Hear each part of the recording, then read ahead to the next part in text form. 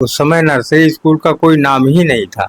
Primary पाठशाला के अध्यापक बहुत ही कर्मठ और विद्यालय के प्रति, शिक्षा के प्रति प्रभावित रहते थे। वो इतना चाहते थे कि हम अपने ज्ञान को किस तरह से बच्चों को बांटे। अध्यापन जो है वो पहले एक पवित्र कार्य माना जाता था। अध्यापक केवल अध्यापन करता था और आजकल बहुत से अध्यापक ऐसे हो गए हैं जो अध्यापन करने के नाम पर तो कलंक नहीं कहेंगे हम। कुछ 524 के सभी दर्शकों को नमस्कार। दोस्तों, अगर बच्चा पैदा होता है, बड़ा होता है, तो उसमें शिक्षा संस्कार होना अति आवश्यक होता है। और यदि आपकी शिक्षा ही बेकार हो जाएगी तो फिर आपका भविष्य अच्छा नहीं जाएगा। अब हम बात करते हैं कि प्राइमरी स्कूलों की। प्राइमरी स्कूलों में आज दशा ये है कि लोग अपने बच्चों का एडमिशन वहाँ पे कराना नहीं चाहते हैं। इसका कारण जो भी हो आप अनुमान लगाइए, हम उसको अपने मुंह से नहीं कहेंगे। योगी सरकार ने हजारों स्कूलों को मर्ज करने का फरमान सुनाया तो उस पर भी गुरुजी लोग राजनीति करने लगे।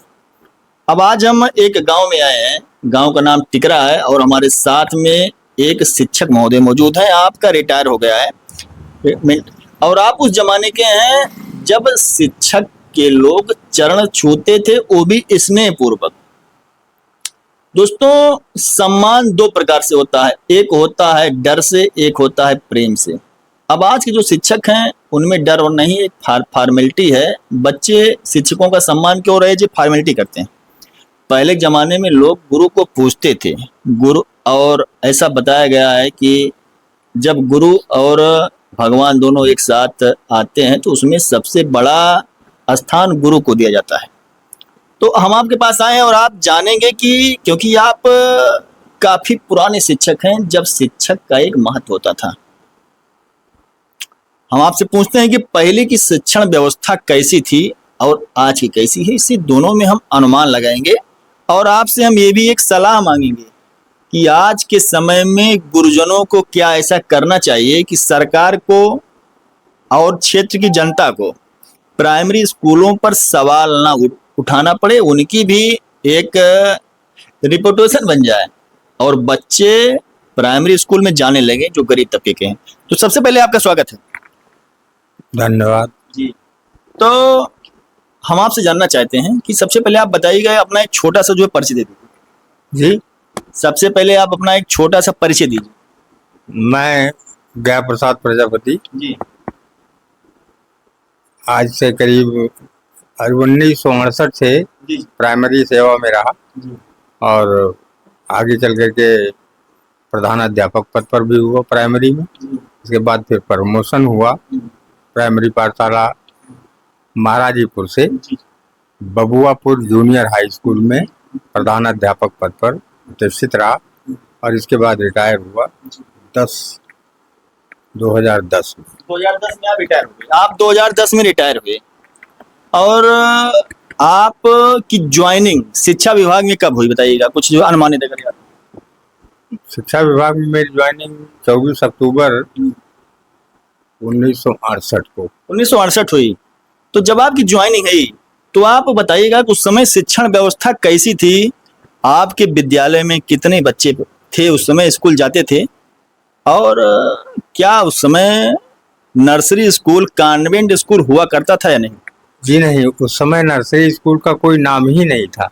प्राइमरी पाठशाला के अध्यापक बहुत ही कर्मठ और विद्यालय के प्रति, शिक्षा के प्रति प्रभावित रहते थे। वो इतना चाहते थे कि हम अपने ज्ञान को किस तरह से बच्चों को बांटे और अपने ज्ञान के सागर को वो बच्चों के मनोमस्तिष्क में उतार देना चाहते थे। उनकी प्राथमिकता होती थी प्रथम शिक्षा देना। लेकिन आजकल का युग जो है वो कुछ बहुत अच्छा नहीं लगता और अध्यापकों की उदासीनता के कारण ही लोग अपने बच्चों को अब नर्सरी जैसे स्कूलों में पढ़वाते हैं और ऊंचे क्लास के मॉन्टेसरी स्कूलों में पढ़ाते हैं, लेकिन वो पैसा खर्च करते हैं। तब बिना पैसे के अध्यापकों को ऐसी शिक्षा देने की भावना होती थी कि बच्चे उनसे बहुत अच्छा कुछ सीख जाते थे। और अब तो इससे अध्यापन अध्यापन जो है वो पहले एक पवित्र कार्य माना जाता था।